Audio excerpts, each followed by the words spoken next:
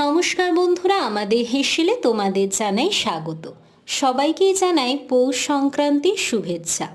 যদিও ভিডিওটা দিতে একটু দেরি হয়ে গেল, যাই হোক, আজকে বানাবো লাউয়ের পিঠে। প্রথমে লাউগুলো ডুমো ডুমো করে কেটে নুন হলুদ দিয়ে ভাপিয়ে নিতে হবে। তারপর মিক্সার গ্রাইন্ডারে এইভাবে পেস্ট তৈরি করে নিতে হবে।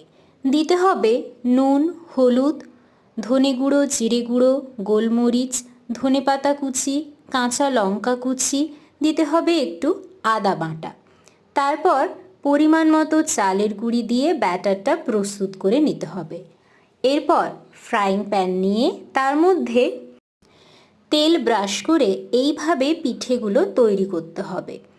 তারপর দুপিঠ ভালোভাবে ভাজা হয়ে গেলেই তৈরি হয়ে যাবে আজকের এই লাউয়ের পিঠে।